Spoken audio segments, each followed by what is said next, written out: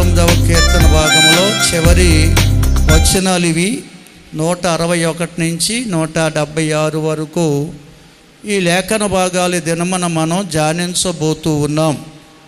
ఈ లేఖన భాగాల యొక్క సారాంశం ఏమిటంటే, ప్రియులారా, ఎవరి హృదయములో అయితే దేవుని వాక్యం ఉంటుందో వారు యథార్థమైన భక్తి జీవితాన్ని కలిగి ఉంటారట అండి. యథార్థమైన భక్తి జీవితాన్ని కలిగి ఉంటారట. ఎందుకంటే బైబిల్ చెప్తుంది, యథార్థమైన భక్తి జీవితం గలవారనే దేవుడు ఏ దేశంలో ఏ పట్టణంలో ఉన్నా బలపరిచి నడిపిస్తాడని ఉంది. కనుక దేవుని బిడ్డలమైన మనం ఈ కడవరి దినాల్లో యథార్థమైన భక్తి జీవితం జీవించే వారంగా ఉండాలి. యథార్థమైన భక్తి జీవితం అంటే ఇవి కూడా తెలుగు మాటలే ఏవే పని. నేను ఇంగ్లీష్లో ఇంకో భాషలో మాట్లాడలేదు, ఆ భాషలు నాకు రావు. తెలుగు మాటలే మనం సందర్భంగా మాట్లాడుతుంటాం. అతడు యథార్థవంతుడండి అంటారు అనరా? మీరు ఎవరు అనరేమే? మాటలు రావు పాపం మీకు. ఆమె యథార్థవంతురాలండి, అతడు యథార్థవంతుడని ఎందుకంటారు చెప్పండి? కొంతమంది ముఖస్తుతికి అంటారు, అక్కడి నుంచి వెళ్ళిపోయిన తర్వాత ఏదో అన్నానంటారు. కానీ యథార్థత అనే మాటకు అర్థం మనకు తెలియకుండా ఎలా మాట్లాడతాం చెప్పండి? యథార్థవంతులు అంటే పోని చెప్పండి, పోని ఏంటమ్మా? కొద్దిగా నాకు వినపడేలే చెప్పాలి. నిజాయితీ అంటుంది లేనా రోజా. యథార్థవంతులు అంటే ఉన్నది ఉన్నట్టుగా మాట్లాడేవారిని యథార్థవంతులు అంటారు. దేవుణ్ణి ఆరాధించేటప్పుడు యథార్థమైన భక్తి చేయాలి, యథార్థమైన హృదయంతో ఆయన ఆరాధించాలి. అంటే దేవుణ్ణి ఏ విధంగా ఆరాధించాలో ఆ విధంగా ఆరాధించడమే యథార్థమైన భక్తి జీవితం. అర్థమైన వాళ్ళు స్తోత్రం చెప్తారా? అర్థమైపోయిందన్న వాళ్ళు స్తోత్రం చెప్పండి. పోయిందేమో మనసులోంచి. కనుక దేవుణ్ణి ఏ విధంగా ఆరాధించాలో ఆ విధముగా ఆరాధించడమే యథార్థమైన భక్తి జీవితం. వీళ్ళ చాలామందికి తెలియదు ఈ విషయం. దేవుణ్ణి ఎలాగ ఆరాధించాలో ఆ విధంగా ఆరాధించట్లేదండి ఈనాడు. మనం దేవుణ్ణి ఏ విధంగా ఆరాధించాలో ఆ విధంగా ఆరాధిస్తేనే యథార్థమైన భక్తి జీవితం. కనుక ఇవాళ చాలామంది చేసే భక్తి ఏంటంటే మనుషులు కల్పించే పద్ధతులే అనుసరిస్తూ భక్తి చేస్తున్నారు, కానీ దేవుణ్ణి ఏ విధంగా ఆరాధించాలో ఆ విధముగా ఆరాధించలేకపోతున్నారండి. కానీ లేఖనాలు చెబుతున్నాయి, దేవుణ్ణి ఏ విధంగా ఆరాధించాలో ఆ విధంగా ఆరాధిస్తే మనం ఏ దేశంలో ఉన్నా, ఏ ప్రాంతంలో ఉన్నా, ఏ స్థితిలో ఏ పరిస్థితిలో ఉన్నా దేవుడు మనలను బలపరిచి నడిపిస్తాడు. హల్లెలూయా! ఎందుకంటే దేవుడు మనల్ని బలపరిచేవాడండి. బైబిల్ గ్రంథం చాలా తేటగా బోధిస్తుంది. ప్రసంగి గ్రంథంలో జ్ఞాని అయిన సొలొమోను చెప్తాడు, 7వ అధ్యాయం 29వ వచనాన్ని చదవండి.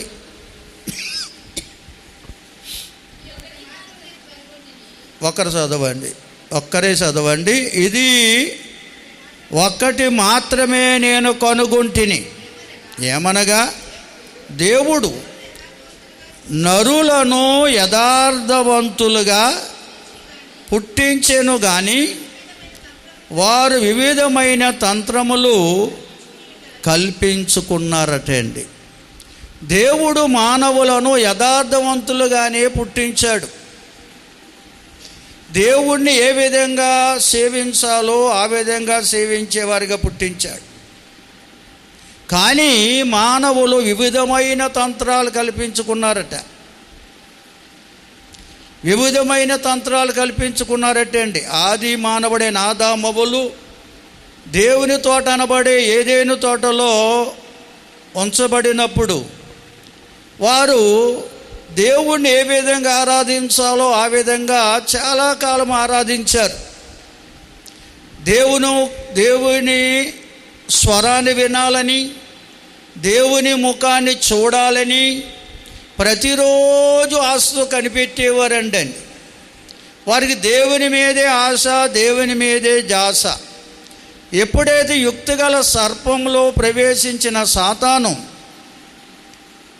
అవ్వ మనస్సును మార్చిందో, అనగా అవ్వలోనికి తంత్రాలు పంపించింది. తంత్రాలు అంటే అర్థమేంటి చెప్పండి?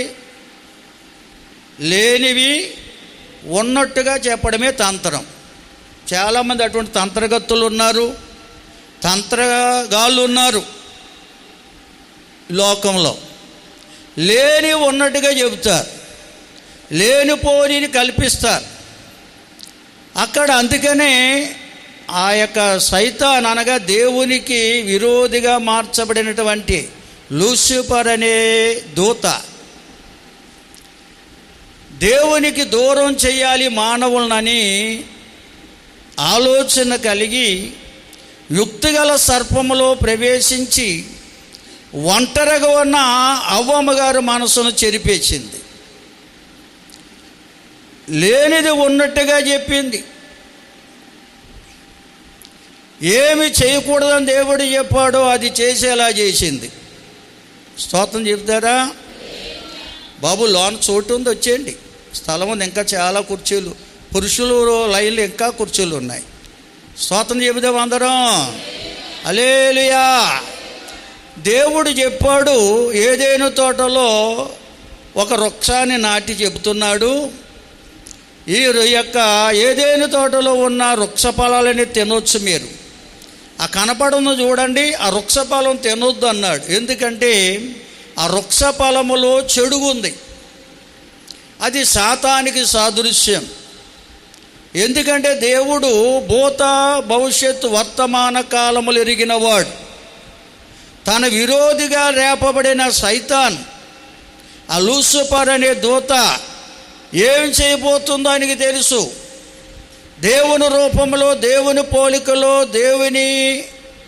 దేవుడు చేసుకున్న మానవులను దేవునికి దూరం చేయాలని ఏ చెడుగునైతే దేవుడు అసహించుకుంటాడో ఆ చెడుగునే మానవుల్లోనికి పంపించాలనుకున్నాడు సైతాన్. డైరెక్ట్గా చెడుగునే పంపితే కుదరదు కనుక మంచి చెడుగు మిళితమైనటువంటి ఆలోచన వాడు కలిగి ఉన్నాడు. కనుకనే దేవుడు ముందుగానే ఆ వృక్ష ఫలాన్ని అక్కడ మొలిపించాడు. సాతాను యొక్క ఆలోచన ఎరిగిన దేవుడు ముందుగానే వృక్షాన్ని మొలిపించి ఆ వృక్ష ఫలంలో ఉన్నటువంటి గుణాన్ని చెప్పాడు. అది మంచి చెడులు తెలివినిచ్చే వృక్షం, ఆ ఫలాన్ని తినకండి, తింటే చేస్తారన్నాడు. అంటే నా సన్నిధికి మీరు శాశ్వతంగా దూరం అయిపోతారని చెప్పాడు దేవుడు.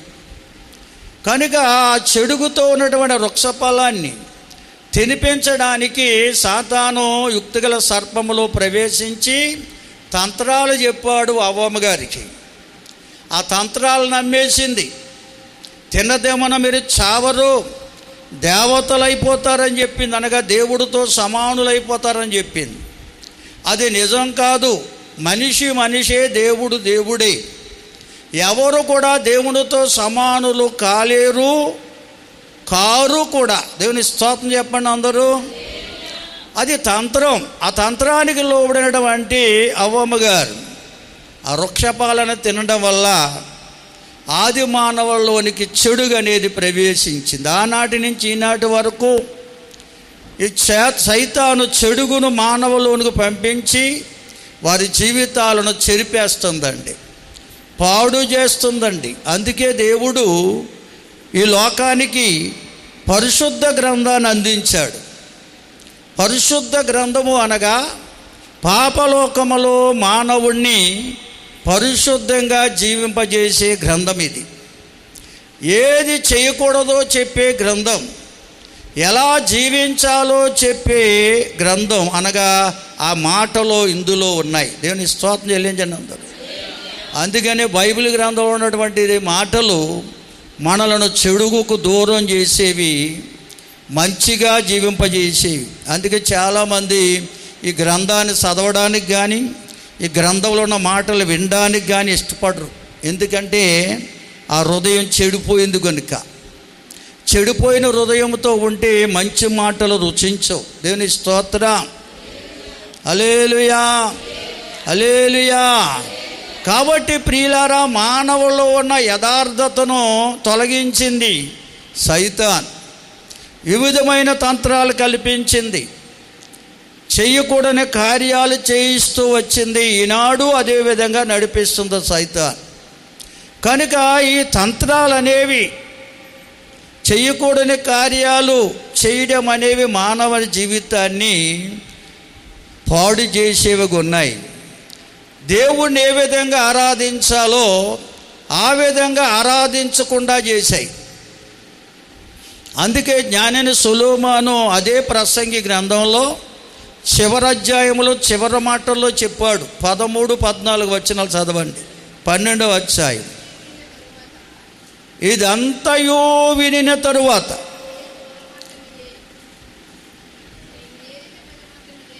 తేలిన పరమార్థమిదే. ఈ మాటలు జ్ఞానిని సొలొమోను పలికిన మాటలండి. జ్ఞానైన సొలొమోనుకి దేవుడు అనంతమైన జ్ఞానాన్ని ఇచ్చాడు. అనగా అతనికి ముందు ఎవరు అంత జ్ఞాని లేడు, అతని తర్వాత కూడా ఎవడు అంత జ్ఞాని ఉండడని దేవుడే చెప్పాడు. అంత గొప్ప జ్ఞానం ఇచ్చాడు. అంత గొప్ప జ్ఞానాన్ని పొందుకున్నటువంటి సొలొమోను ఆ యొక్క తంత్రాలు అనగా లోకం వైపు చూశాడటండి. ఆయన సాతాను కల్పించిన తంత్రాలకు లోబడిపోయాడట. అనగా నేత్రాశ, శరీరేచ్ఛ, జీవకుటుంబాలు అనేవి సాతాను యొక్క తంత్రాలవి. చూడకూడని దృశ్యాలు చూశాడు, చెయ్యకూడని కార్యాలు చేశాడు. దేవుని చిత్తానికి లోబడకుండా అతడు లోకములో ఉన్నవన్నీ కూడా, అనగా మంచి చెడుల మిళితమైన లోకములో ఉన్నటువంటి చెడుగును కూడా హృదయములోకి ఆస్వాదించాడు. ఆ చెడుగును హృదయములోకి ఆస్వాదించాడు కనుకనే సొలొమోను హృదయం చెడిపోయింది. దేవుని స్తోత్రం చెల్లించండి అందరూ. చెడు చెయ్యకూడని కార్యాలు చేశాడు, లోకానందాన్ని అనుభవించాలనుకున్నాడు. చివరకు లోకానందము సొలొమోనుని వ్యర్థుడుగా మార్చేసింది. దేవుని స్తోత్రం. ఎందుకు పనికిరాని వాడిగా చేసింది. ఇటు దేవుని నామానికి మహిమకరంగా ఉండవలసిన సొలొమోను దేవుని నామానికి మహిమకరంగా లేడు, ఎవరికి ప్రయోజనకరంగా లేకుండా వ్యర్థుడుగా మార్చింది ఆ చెడుగనేది. దేవుని స్తోత్రం.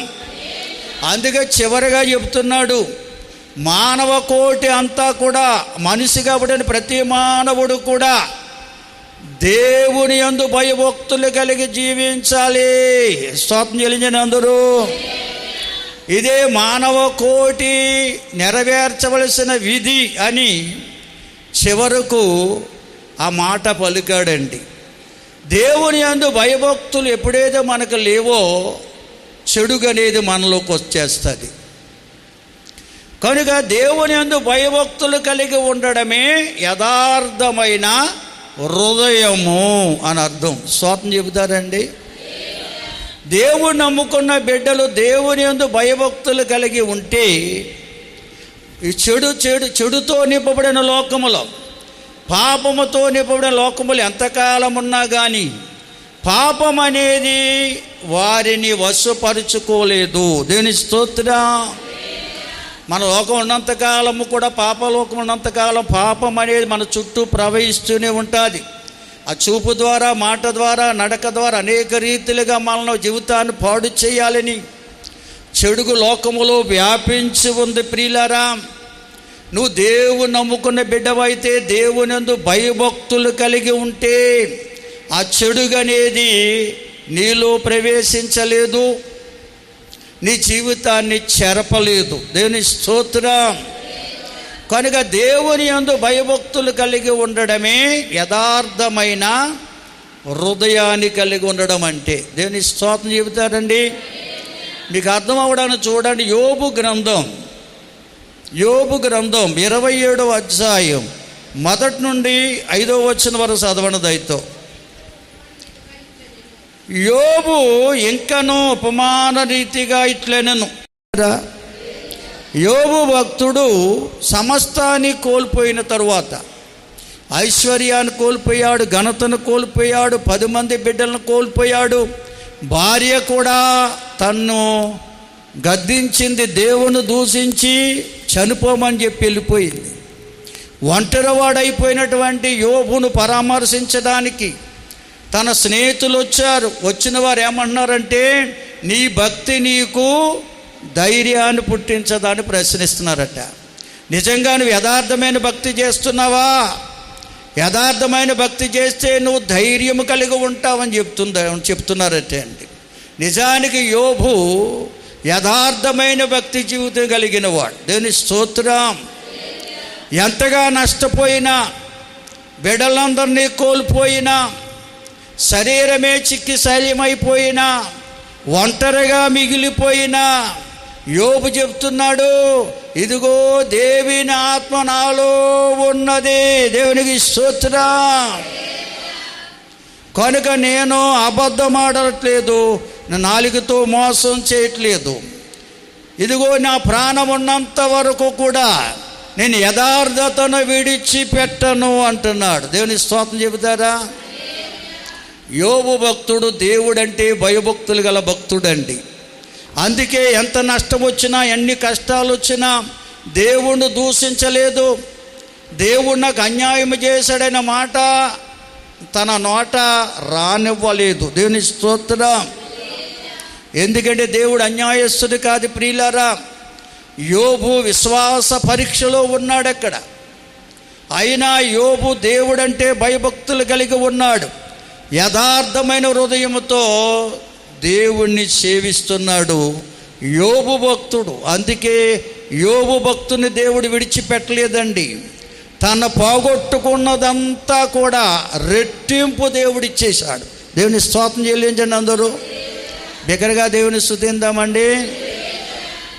ఎందుకంటే ఈనాడు భక్తులు ఎందరూ కూడా పాటలు పాడుతారు. క్రైస్తవ భక్తులు పోగొట్టుకున్నదంతా మళ్ళీ పొందేసుకుంటామని ప్రార్థన చేస్తున్నారు. చాలామందికి చేయడం మంచిదే, కానీ అది పోగొట్టుకున్నదంతా నువ్వు పొందాలంటే యథార్థమైన హృదయంతో నువ్వు భక్తి చెయ్యాలి.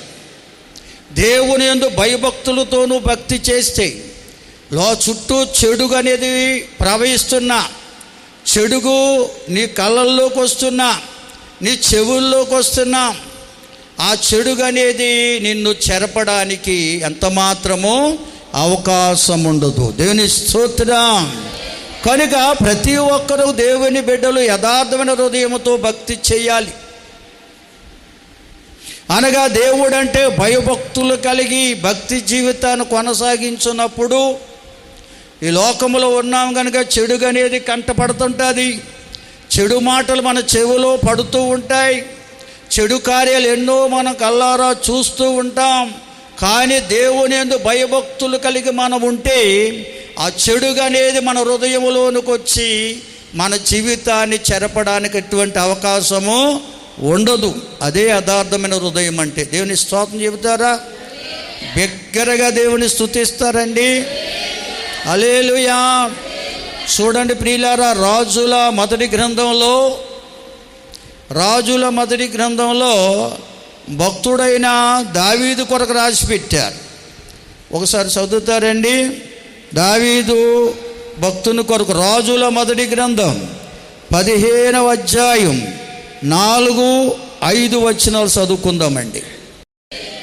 దావీదు కొరకు రాయబడింది ఇక్కడ. భక్తుడైన దావీదు యూరియా భార్య పట్ల, యూరియా అనే సైనికుడి పట్ల చేసిన తప్పిదము తప్పించి మరే తప్పిదము కూడా దావీదు చేయలేదు. దేవుని స్తోత్రం చెల్లిందని అందరూ.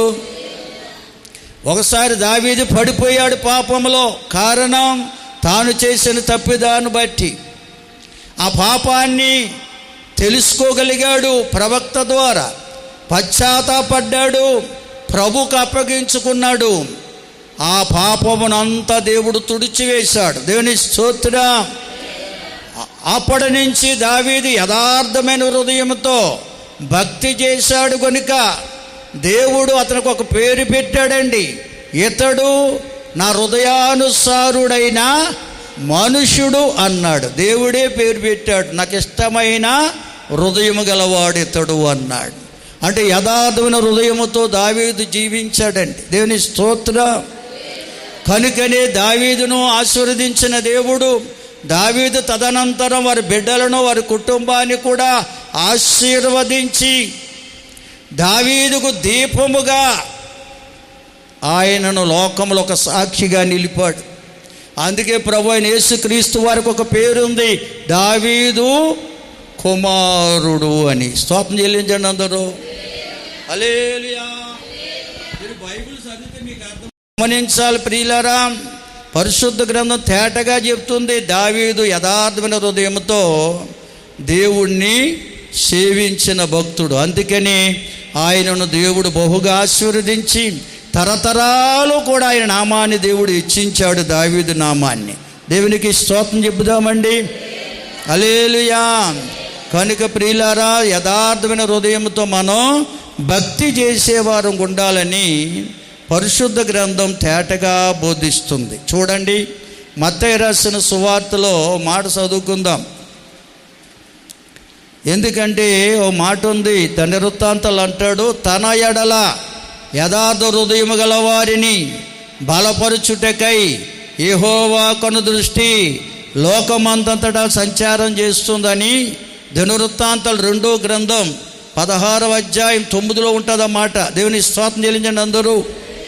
ఎవరైతే యథార్థ హృదయం గలవారై ఆ ప్రభువుని సేవించేవారు ఉంటారో వారిని బలపరచడం కొరకట ఆయన కనుదృష్టి లోకమందంతటా సంచరిస్తుందట అండి. నువ్వు ఏ దేశంలో ఉండు, ఏ పట్టణములో, ఏ ప్రాంతములో ఉండు, ఆయనని బలపరచడానికి చూస్తున్నాడు. నువ్వు యథార్థ హృదయముతో దేవుణ్ణి సేవిస్తే, నువ్వు ఏ దేశంలో ఉన్నా దేవుడు అంటే భయభక్తులు కలిగి ఉంటే దేవుడు నిన్ను బలపరుస్తాడు. ఎటువంటి ప్రమాదాలు ఎదురైనా, ఎటువంటి సమస్యలు ఎదురైనా ఆ ప్రమాదముల నుంచి, సమస్యల నుంచి నేను విడిపించి బలపరుస్తాడు. దేవునికి స్తోత్రం. అందుకే మత్తయి రాసిన సువార్తలో 15వ అధ్యాయంలో ఒక మాట మనం చూడగలమండి.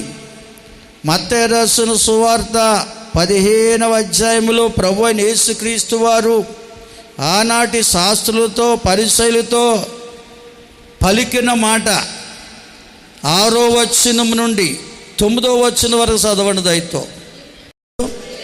హల్లెలూయా. కనుక ఆనాడు యేసు ప్రభు వద్దకి పరిసయ్యులు, శాస్త్రులు అనబడేవారు, వారి శిష్యులు వచ్చి యేసు ప్రభుని అడుగుతున్నారట, అయ్యా మీ శిష్యులు కాళ్ళు చేతులు కడుక్కోకుండా భోజనం చేస్తున్నారు అన్నారంట. ప్రభు అన్నాడు, ప్రతి ఒక్కరూ దేవుడంటే భయభక్తులు కలిగి జీవిస్తే ఈ ఆచారాల వల్ల ప్రయోజనము లేదు.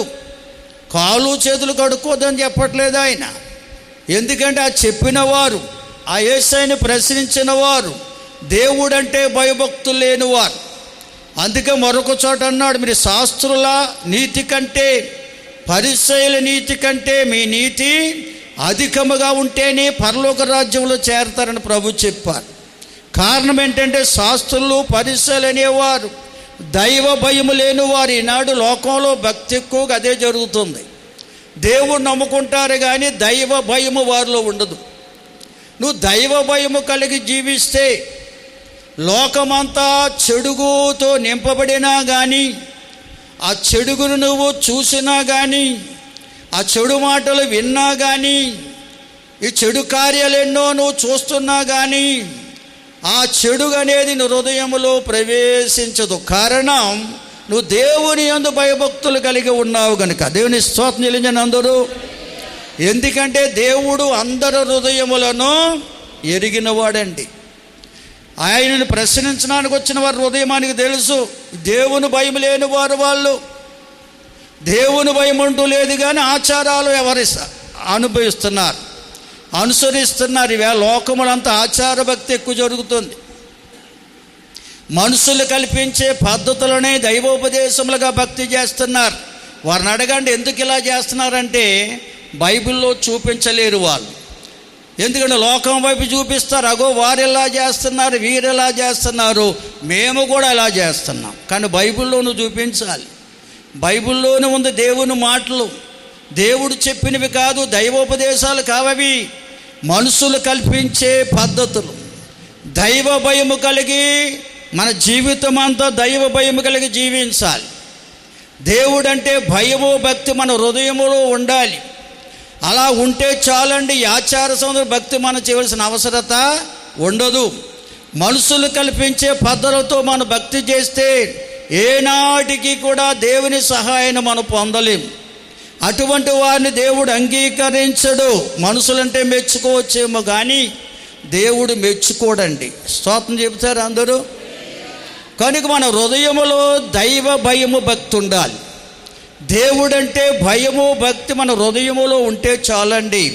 ఈ చెడిపోయిన లోకములో ఎంతకాలం మనం జీవించినా మనం మాత్రం చెడిపోం.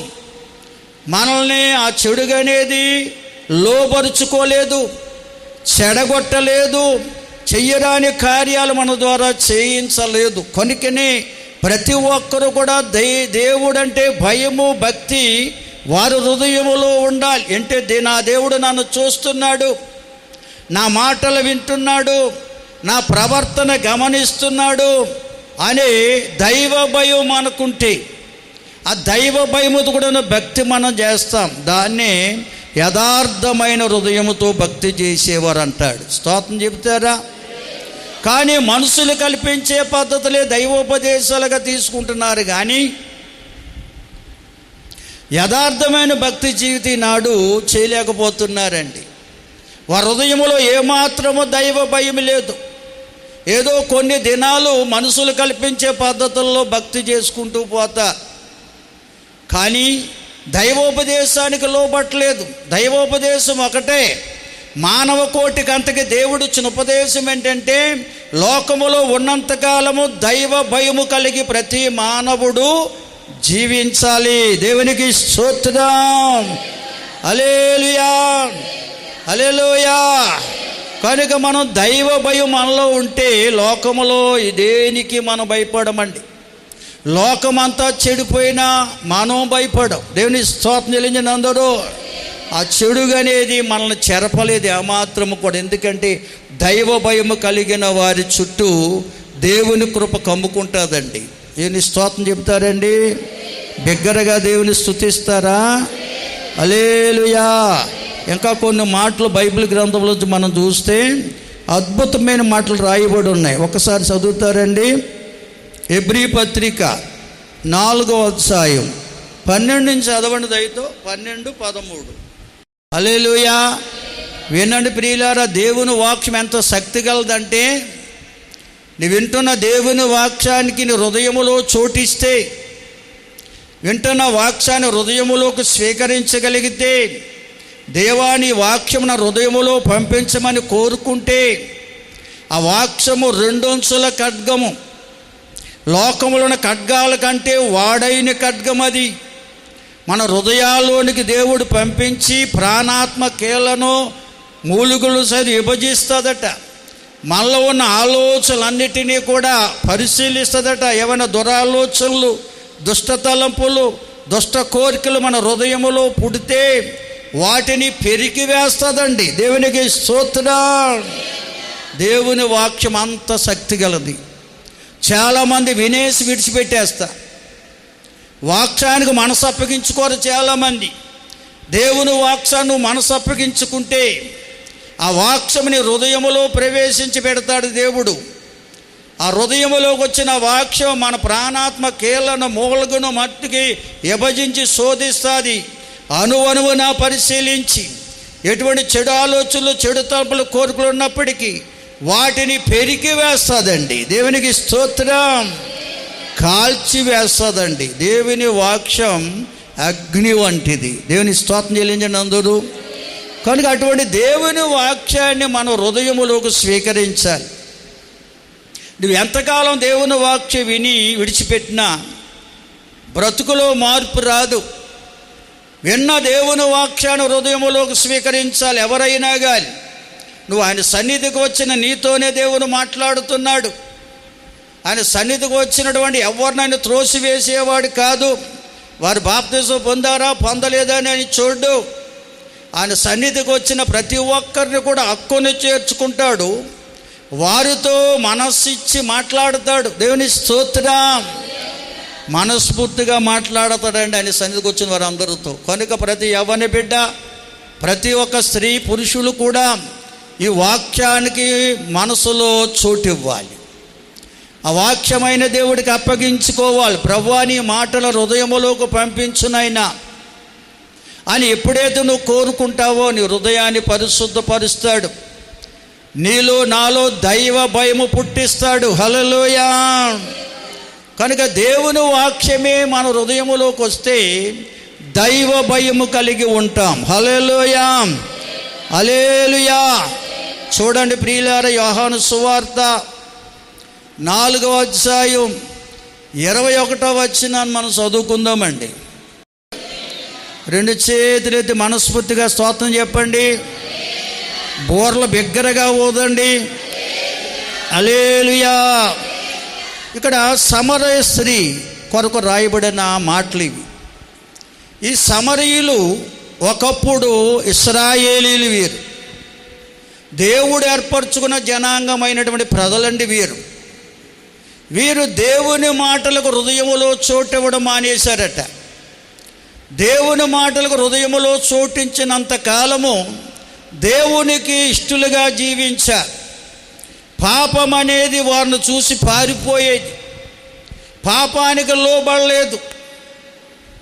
కనుకనే వారు దేవుని మాటకు లోబడినంతకాలం పరిశుద్ధమైన జీవితాన్ని జీవించారు. యథార్థంగానే దేవుడిని ఆరాధించారు. దైవ భయము కలిగే జీవించారు. ఎప్పుడైతే దేవుని వాక్యాన్ని వినేసి విడిచిపెట్టిన బట్టారు, హృదయములోకి దేవుని వాక్యాన్ని స్వీకరించడం మానేశారు, ఆనాటి నుంచి చెడుగనేది వారిని కమ్ముకుంది. వారి జీవితాలను చెరిపివేసింది. చెయ్యరాని కార్యాలు చేసేవారిగా మార్చి ఎందుకు పనికిరాని వారిగా సమరయులుగా మార్చేసింది. స్తోత్రం చెల్లించండి అందరూ. బిగ్గరగా దేవుని స్తుతిందామండి. కనుక అన్ని విధాలా చెరిపేసిందంట. భయంకర వ్యసనాలతో నింపేసింది. భయంకర ఆచారాలకు లోబడిపోయారు. వ్యసనాక్రాంతులైపోయారు. ఎందుకు పనికిరాని జనాంగముగా మారిపోయారు. అందుకే వారికి పేరు పెట్టబడింది బైబిల్ సమరయులని. అటువంటి స్త్రీమే దేవుని వాక్యానికి లోబడలేదు కనుకని ఆమె జీవితంలో పాపము ఏలుబడడం చేయడం జరిగింది. ఆమె పాపిగా మారిపోయింది. ఆమె చేసే పాప కార్యాలను చూసిన వారు ఆమెని వెలివేశారు. అందుకని ఆమె ఊరికి దూరంగా ఉంది. ఆ యొక్క ఊరి వారి ప్రజలకు భయపడుతుంది. పాప భీతి ఆమెను పట్టుకుంది. అటువంటి ఆమెలో ఉన్న పాప భీతిని తొలగించి దైవ భయముతో నింపాలని ప్రభు అయిన క్రీస్తు యేసుగా భూలోకానికి వచ్చిన దినాల్లో ఆమె ఏ సమయంలో ఎక్కడికి నీళ్లు చేదుకోవడానికి వస్తుందో ఆయనకి తెలుసు. ఎందుకంటే అందరి విషయాలు ఆయనకి తెలుసండి. హల్లెలూయా. అందుకే మన ప్రవర్తన నడకంతా ఆయనకి తెలుసండి. ఆమె ఆ యొక్క బావి వద్దకు వస్తుందని తెలుసు కనుక, ఏ సమయంలో వస్తుందని ఎరిగేవాడు కనుక అదే సమయంలో మధ్యాహ్నకాల సమయంలో ఆ బావి వద్ద కూర్చున్నారట. ఆయనతో వెళ్ళిన శిష్యులు అది అర్థం చేసుకోలేకపోయారు. అలసిపోయాడు ఈయన అనుకుని కూర్చొని విశ్రాంతి తీసుకొని మన వాళ్ళు వేసేతన్నారు. అయ్యా బాధకుడా, మేము ఊళ్ళోకి వెళ్ళి భోజనం చేస్తామన్నారట. వారు వెళ్ళిపోయారు, గ్రామంలోకి వెళ్ళిపోయారు, పట్టణంలోకి. ఈయన అక్కడే బావద్దున్నాడు. కారణం ఏంటో తెలుసా? అదే సమయానికి పాపభీతుతో నింపబడిన స్త్రీ ఆ స్థలానికి రాబోతుందని ఆయన యేసుకి తెలుసు. నీళ్లు చేదుకోవడానికి వస్తుందని తెలుసు కనుక అదే సమయానికి ఒక కొండ పట్టుకొని నీళ్లు చేదుకోవడానికి వచ్చిందండి. ఆమె నీళ్ళు చేదుకోవడానికి వచ్చింది. బావి వద్ద చేదలేదు. ఆమె ఒక చేద తీసుకుందట, కొండ తీసుకుని వచ్చిందండి. చరిత్రకాలు రాశారు. ఆమె చేదుకోవడానికి ఎప్పుడైతే నీవు చేదుకోవడానికి వచ్చిందో, తోడుకోవడానికి వచ్చిందో, బావద్ద కూర్చున్న యేసయ్యే ఆమెతో మాట్లాడడం ప్రారంభించాడు. దేవునికి స్తోత్రం. ఆమె యేసయ్యతో మాట్లాడలేదండి. యేసయ్యను చూసి భయపడుతుంది ఆమె. ఎందుకంటే ఆయన యూదుల వస్త్రధారణ కలిగి కూర్చున్నాడు. యూదులకి సమరీయులకి సాంగత్యం లేదు. అనగా సమరీయులకు యూదులంటే భయం, యూదులంటే ప్రత్యేకించబడిన జనం కనుక మేము పాపులం, వారు పరిశుద్ధులు అనుకునేవారు. కనుక నా యేసును చూడగానే, వస్త్రధారణ చూసిన యేసును చూడగానే ఆమె భయపడుతున్నప్పుడు యేసయ్యే ఆమెతో మాట్లాడాడు. అమ్మా, నాకు దాహాన్ని కొంచెము నీళ్ళిమ్మన్నాడు. వెంటనే అందుకుంది. అయ్యా, మీరు యూదులు, మేము సమరయులం, మాతో మీకు సాంగత్యమా? నన్ను మీరు నీళ్ళు అడుగుతున్నారా అంటది. స్తోత్రం చెల్లించండి అందరూ. ఆమె మాట్లాడించిన చూశాడు. అయ్యా, నువ్వు దేవుని వరమును గ్రహించలేకపోతున్నావు. నా వద్ద నీళ్లు ఉన్నాయి, ఆ నీళ్లు త్రాగిన వారు ఎన్నటికీ దప్పి కొనరు అని చెప్పాడు. ఆ నీళ్ళేవో నవ్వమంది ఇస్తాను, కానీ నీ పెనిబడిని తీసుకురా అన్నాడు. ఎందుకు? అడుగు ప్రతి వారికి అనుగ్రహించే దేవుడే. అయితే మనకు అనుగ్రహించే ముందు, మనల్ని ఆశీర్వదించే ముందు మనలో ఉన్న పాపాన్ని తొలగించాలని ఆయన ఉద్దేశం. దేవుని స్తోత్రం. కనుకని ఆమెలో ఉన్న పాప జీవితం అంతా యేసుకి తెలుసు కనుక, ఏ పాపములు ఆమె ఉందో తెలుసు కనుక నీ పెనిబడిని తీసుకురా అన్నాడు. నాకు వివాహం కాలేదంది. నాకు తెలుసు నీకు వివాహం కాలేదని. ఇప్పటికే 5 పెనిమిటిలు ఉన్నారు. ఇప్పుడున్నవాడు కూడా నీ పెనిమిటి కాడని చెప్పాడు ఆయన. వెంటనే తప్పించుకోవాలనుకుంది, భక్తి ముసుకేసుకోవాలనుకుంది. అయ్యా, మేము భక్తులమే, సోమరవను కొండ మీద భక్తి చేస్తాం మేము, మీరు యూదులు కనుక యెరూషలేములో భక్తి చేస్తారంటుంది. అమ్మా, ఈ సోమరవను కొండల మీద భక్తి చేస్తున్న మీ భక్తి అయినా, యెరూషలేములో భక్తి చేసిన యూదుల భక్తి అయినా యథార్థమైనది కాదు. దేవుని స్తోత్రం చెబుదాం అందరం. ఏదో పెద్ద మందిరం కట్టుకుని ఆరాధించిన, ఏసీలు డీసీలు పెట్టుకుని ఆరాధించే మందిరాలు మనకున్నా కానీ దైవ భయం అనేది మనలో లేకపోతే మనం చేసే భక్తి యథార్థమైనది కాదు. దేవుని స్తోత్రం. నువ్వు ఎక్కడ భక్తి చేసినా, ఏ స్థలములో చేరి భక్తి చేసినా, చెట్టు కింద కూర్చుని భక్తి చేసినా నీలో దైవ భయం ఉండాలి. దేవునికి స్తోత్రం. హల్లెలూయా. కనుక యెరూషలేములో భక్తి చేస్తున్న వాళ్ళు కూడా దైవ భయం లేదు. సోమరోను కొండ మీద భక్తి చేసిన సమరయుల్లో కూడా దైవ భయమే లేదని యేసుకు తెలుసు. కనుక దేవుడిని ఆరాధించేవారు, యథార్థముగా ఆరాధించేవారు ఆత్మతో సత్యముతో ఆరాధించాలి. దేవుడు ఆత్మ కనుక ఆయన ఆరాధించేవారు అట్టువారే కావాలని దేవుడు కోరుకుంటున్నాడు. ఆ కాలం వస్తుంది, వచ్చే ఉన్నదని చెప్పాడు. ఆ మాట చెప్పగానే వెంటనే ఆమెలో ఉన్నటువంటి వాక్యం గుర్తొచ్చిందండి. ఆమె దేవునికి ఇష్టలుగా జీవిస్తున్న కాలంలో ఒక వాక్యం ఆమెలో ఉండిపోయింది. ఏంటో తెలుసా? క్రీస్తు అనబడే మెస్సయ్య వస్తారు, యథార్థమైన భక్తి జీవితాన్ని మాకు నేర్పిస్తారు అనే మాట ఆమెలో ఉండిపోయింది. ప్రవక్తల ప్రవచనం ఉండిపోయింది. కనుకనే ప్రియులరా, ఆమె చెబుతుంది అక్కడ, అయ్యా, నాకు తెలుసు క్రీస్తు అనే మెస్సయ్య వస్తారని, ఆ భక్తి జీవితాన్ని మాకు నేర్పిస్తారని తెలుసంది. నీతో మాట్లాడుతున్నా నేనే ఆ మెస్సయ్యని చెప్పగానే ప్రియులారా తన్ను తాను యేసయ్యకి అప్పగించుకుందటండి. స్తోత్రం చెబుతారు అందరూ. తను తాను అప్పగించుంది, తన పాపాలు ఒప్పుకుంటుంది, పశ్చాత్తాపడుతుంది. అయ్యా, నా బ్రతుకును మార్చమని వేడుకుంటుంది ప్రియులారా. కనుకనే ప్రభు తన మహిమను ఆమెలోకి పంపించాడు. తన శక్తి గల మాటను ఆమె హృదయములోనికి పంపించాడు. హల్లెలూయా. ఆమెలను దురాలోచనలు, దుష్ట తలపులు, దుష్ట కోరికలన్నీ కూడా యేసయ్య మాట పెరికి వేసింది ప్రియులారా. ఆమెను ప్రతి విధమైన చెడు ఆలోచనలు, చెడు తలంపులు, చెడు కోరికలను తొలగించి ఆమెలో దైవ భయమును పుట్టించింది దేవుని మాట. దేవుని స్తోత్రం. హల్లెలూయా. బిగ్గరగా స్తోత్రం చెబుదామండి. తూర్పు నుండి పడమర వరకెంత దూరమో అంత దూరం పోయెను నా పాప భారము. నిజంగా దేవుని వాక్యం మన హృదయములోకి వస్తే, దైవ భయం మనలో పుడితే, మనలో ఉన్న దురాలోచనలు, దుష్ట తలంపులు, దుష్ట కోరికలన్నీ కూడా మనకు దూరముగా విసిరేస్తాడు ప్రభు. అనగా పరమట నుండి తూర్పుకి ఎంత దూరమో అంత దూరం విసిరేస్తాడటండి. హల్లెలూయా. కనుక ప్రియులారా, పరమట నుండి తూర్పుకి ఎంత దూరమో ఇంతవరకు ఎవరూ చెప్పలేకపోయారు. స్తోత్రం చెల్లించండి. చెప్పలేరు కూడా. హల్లెలూయా. అంటే మనకు కనపడనంత దూరం ఇక మీద మన కంటికి కనపడదు. ఇవాళ చూడండి, చాలా సభల్లో చూసినా, కోటాల్లో చూసినా సాక్ష్యం చెప్పడానికి వస్తున్నారు చాలామంది. వారు పాత రోత బ్రతుకంతా చెప్పేస్తున్నారు. అంటే వారు పాత రోత బ్రతుకును యేసయ్య విసిరేయలేదనుకుంటాను.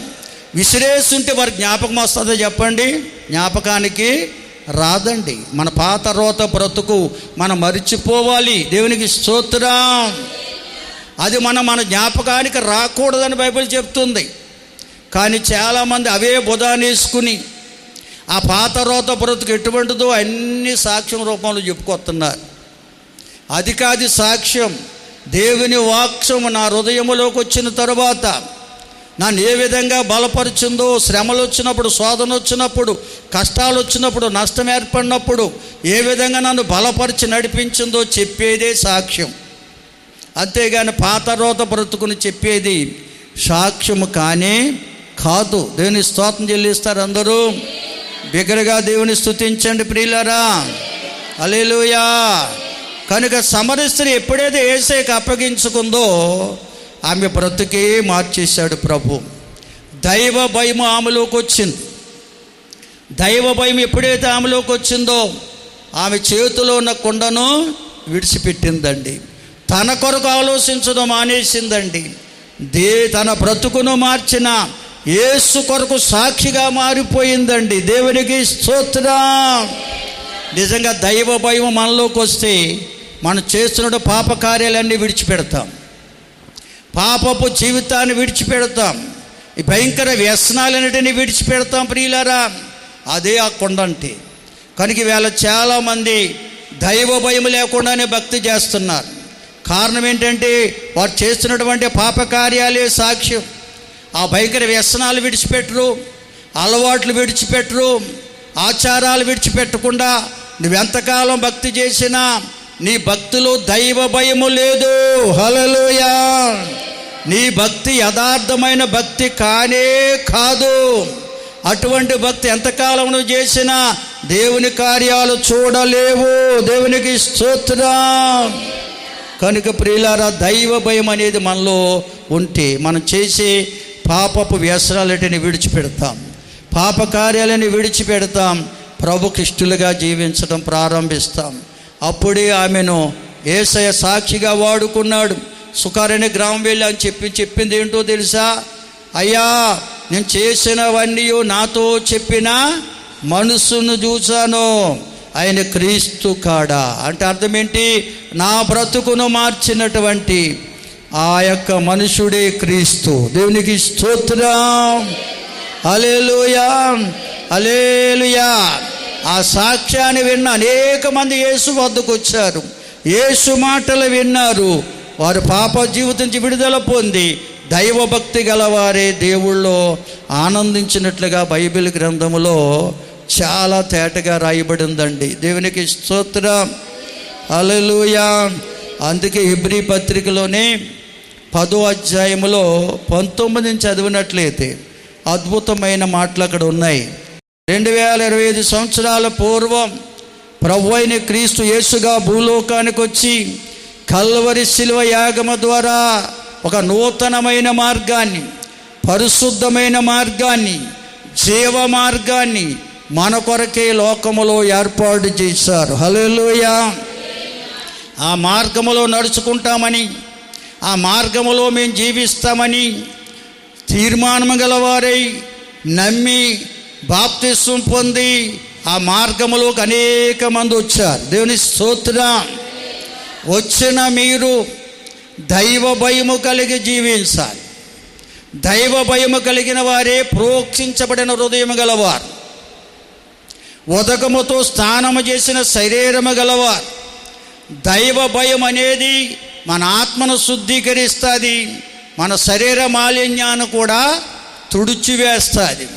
దైవ భయం అంత గొప్పదండి. దేవుని స్తోత్రం. కనుక దైవ భయం మనలోకి రావాలి. నేను పాపలోకములో ఉన్నా కానీ పరిశుద్ధ మార్గములోకి వచ్చాను, జీవ మార్గములో ఉన్నాను. యేసు తన రక్తము ద్వారా శుద్ధీకరించిన రక్షణ మార్గములోకి వచ్చాను. పాపలోకములో ఒక పరిశుద్ధ మార్గాన్ని ప్రభు నాకు ఇచ్చారు. ఆ మార్గములో నేను ఉన్నాను అనే విశ్వాసము నీకుంటే, ఆ మార్గాన్ని ఏర్పాటు చేసిన ప్రభువునందు భయము కలిగి ఉంటాం. ఎందుకంటే ఈ మార్గములో క్రీస్తు రక్తము ప్రవహిస్తూ ఉన్నది. ఈ మార్గములోకి వచ్చిన వారిపై ఆయన కనుదృష్టి నిలిచి ఉన్నది. హల్లెలూయా. ఆయన మార్గములోకి వచ్చిన వారందరినీ కూడా ఆయన పరిశీలిస్తున్నాడు. వారి నడకలో వాడి ప్రవర్తన గమనిస్తున్నాడు.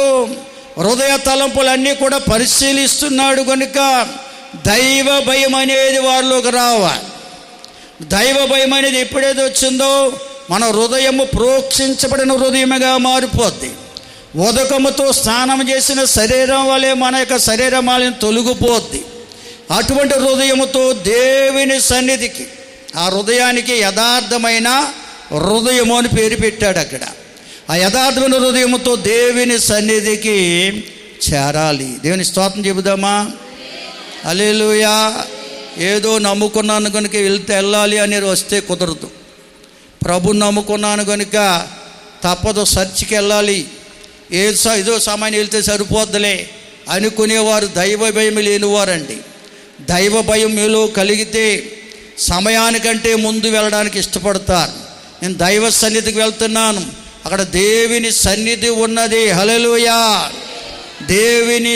దేవుని సమాజములో దేవుడు నిలిచి ఉన్నాడు. హల్లెలూయా. ఎక్కడే దేవుడు ఉన్నాడనే విశ్వాసము నీకుంటే, దైవ భయము నీలో అటువంటి విశ్వాసముడు భయం నీకుంటే ఇక్కడికి పెందల కడే వస్తాం. వచ్చిన నీవు ఆయనకు హృదయాన్ని అప్పగించుకుంటావు. ప్రభువా, నువ్వు దేవుని దాసులోంచి మాట్లాడే ప్రతి మాట నా హృదయములో ముద్రించయా.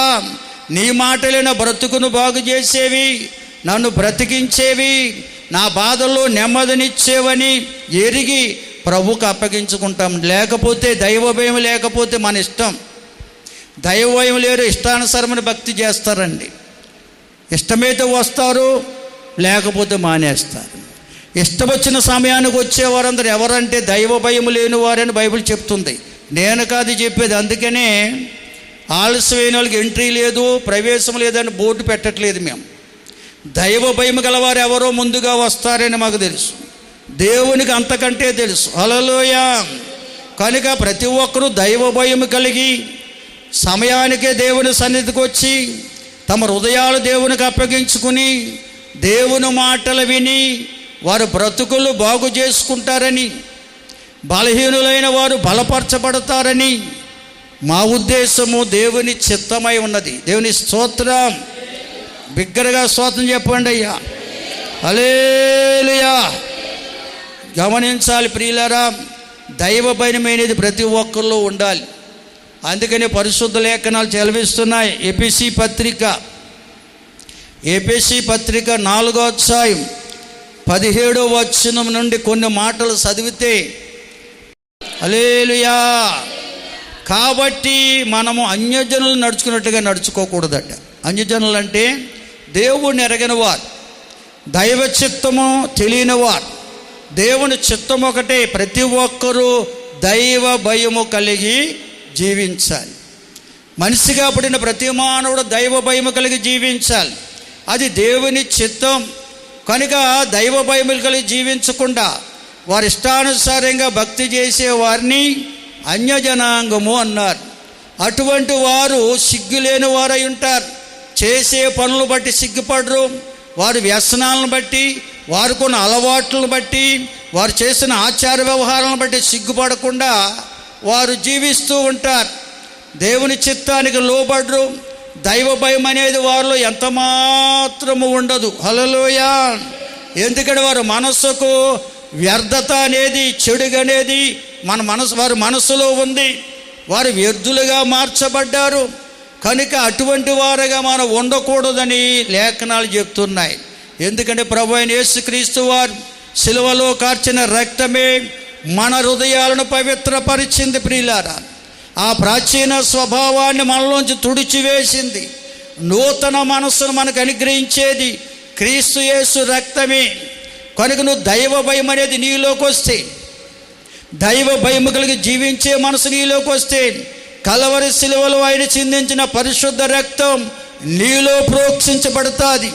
ఆ పరిశుద్ధ రక్తమే హృదయాన్ని పవిత్రపరిచి పరిశుద్ధమైన జీవితాన్ని జీవించేవారిగా నిన్ను నన్ను మారుస్తుందని, నవీన స్వభావాన్ని, నూతన స్వభావాన్ని మనకు అనుగ్రహిస్తుందని లేఖనాలు చెలవిస్తున్నాయి. ఒకవేళ ఇంతవరకు దేవుణ్ణి నమ్ముకుని కూడా దేవుని చిత్తాన్ని ఎరగని పెట్టగా నువ్వు ఉన్నావేమో, ఇష్టానుసరమైన భక్తి చేస్తున్నావేమో, ఇష్టం వచ్చినట్టుగా దేవుని మందిరానికి వస్తున్నావేమో, దైవ చిత్తానికి లోబడకుండా దైవ భయము కలిగి జీవించకుండా ఉన్నావేమో. ఇప్పటికైనా నువ్వు ప్రభుకు అప్పగించుకోగలిగితే ఆయన పరిశుద్ధ రక్తాన్ని హృదయములో ప్రోక్షించడానికి ఇష్టపడుతున్నాడు. నీ హృదయాన్ని పవిత్రపరచడానికి ఇష్టపడుతున్నాడు. నీలో ఉన్న సమస్త అపవిత్రతను తొలగించి, ఆ ప్రాచీన స్వభావాన్ని, ఆ పోతరాత బ్రతుకును తొలగించి నూతన మనస్సును ఇవ్వడానికి ఇష్టపడుతున్నాడు. అటువంటి మనసును పొందుకున్నప్పుడే ఆయనను యథార్థమైన హృదయంతో ఆరాధించగలం. ఆత్మతో సత్యముతో ఆరాధించే అనుభవాన్ని కలిగి ఉంటాం. యథార్థ హృదయం మనలో లేకపోతే దేవుడు తన ఆత్మను మనలోకి పంపించడు. తన ఆత్మ మనలోకి రాకపోతే ఆయన వాక్యమని విని ఆ ప్రకారంగా నడుచుకోలేం. అటువంటి అనుభవం నాకు కావాలని ఆశ నీకుంటే ఉన్నపాటిని ఉన్న చోటిని లేచి నిలబడండి. మీకోసం నేను ప్రార్థించబోతున్నాను. గల దేవా, మహోన్నతుడా, నీకే వందనాలు, స్తోత్రాలు, స్తుతులయ్యా. ఈ దినారాధనలో మీ సన్నిధి నుంచాను. మీరు మాతో సూటిగా మాట్లాడారు ప్రభువా. ఎందుకంటే మన హృదయాన్ని శుద్ధీకరించగల దేవుడవు నీవే. మాలో ఉన్న ప్రాచీన స్వభావాన్ని తొలగించే దేవుడవు నీవే. నవీన స్వభావాన్ని మాకు ఇచ్చి యథార్థమైన హృదయంతో నేను ఆరాధించేవారముగా, ఆత్మతో సత్యముతో నేను సేవించేవారుగా చేసే దేవుడవు నీవే. అటువంటి అనుభవాన్ని అందరూ కోరుకుంటున్నారు. వారందరికీ మీరు అనుగ్రహించండి ప్రభువా. నీకు వందనాలు తండ్రి. ఇష్టానుసరం భక్తి కాదయ్యా, నీ చిత్తానికి లోబడే భక్తి, నీ యందు భయభక్తులు కలిగి చేసే భక్తి ప్రతి ఒక్కరు కలిగి ఉన్న కృపనివ్వండి అయ్యా. నీకు వందనాలు. వచ్చిన ప్రతి బిడ్డను దీవించునైనా, తెచ్చిన ప్రతి కానుక మీరు అంగీకరించండి ప్రభువా. నీకు వందనాలు. సంఘములో రోగులు ఉన్నారు, స్వస్థపరచండి. బలహీనులు ఉన్నారు, బలపరచండి అయ్యా. గర్భఫలం కొరకు ఎదురు చూస్తున్న బిడ్డలు ఎందరో ఉన్నారు. వారి గర్భాలను దీవించినైనా, వారికి ఉన్న లోపాలు సరిచేయండి అయ్యా. గర్భఫలం మీరిచ్చే బహుమానం కదా తండ్రి. వారిని మీ బహుమానంతో సంతోషపరచండి. గర్భవతులు ఉన్నారయ్యా, సుఖ కానుకలు ఇవ్వండి. ఆరోగ్యగల బిడ్డలనిచ్చి ఆశీర్వదించండి. బాలింతలకు బలం, చిన్న బిడ్డలపై దయచేసి ఉంచండి. యవనస్తులు, సండే స్కూల్ బిడ్డలను దీవించినైనా, వివాహ ప్రతి వారికి మార్గాలు తెరవండి. వివాహమైన వైభవ జీవితాలు సుఖమయించండి. మందిర నిర్మాణములో, పరిచర్యలో సహకరిస్తున్న ప్రతి కుటుంబాన్ని దీవించు ప్రభువా. నీకు వందనాలు. ఆయా దేశాల్లో, ఆయా రాష్ట్రాల్లో, ఆయా ప్రాంతాల్లో ఉంటున్న సంఘ బిడ్డలు జ్ఞాపకం చేసుకోండి నాయన. మీరు అక్కడ దినాల్లో మీరు చెప్పిన ప్రకారంగా యుద్ధాలు జరుగుతున్నాయి. దేశాలపై దేశాలు ఆయా యుద్ధాలు రేపుతున్నాయి నాయన. దాని ద్వారా అమాయకులని ప్రజలు ఎందరో హతులైపోతున్నారయ్యా. దయతో కనికరించండి. ఆయా దేశాల్లో, ఆయా ప్రాంతాల్లో సంఘ బిడ్డలపై నీ హస్తం ఉంచండి. రక్తపు కోటలో వారిని భద్రపరిచి సురక్షితమైన జీవితాల వారికి దయచేయమని వేడుకుంటూ ఉన్నాం తండ్రి. నీకు వందనాలు. విద్యా సంవత్సరములు ఆయా తరగతులు చదువుతూ ఆయా ప్రాంతాలు ఉంటున్న సంఘ బిడ్డలు జ్ఞాపం చేసుకోండి.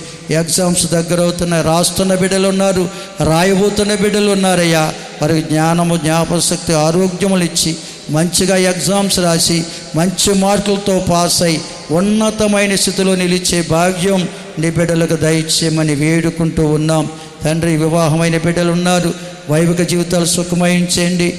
వివాహం కావలసిన బిడ్డలు ఉన్నారు, మార్గాలు తెరవండి. ఉద్యోగ ప్రయత్నం ఉన్న బిడ్డలు ఉన్నారు, తగిన జీవనోపాధినిచ్చి జీవితాలు స్థిరపరచండి ప్రభువా. రక్షణ లేని రక్షణ దయచేయండి నాయన. ఇదిగో నాయన యవ్వన బిడ్డ సూర్యబాబు అకాల మరణం పొందాడు. తల్లిదండ్రులు ఎంతో వేదనతో రోదనతో ఉన్నారయ్యా.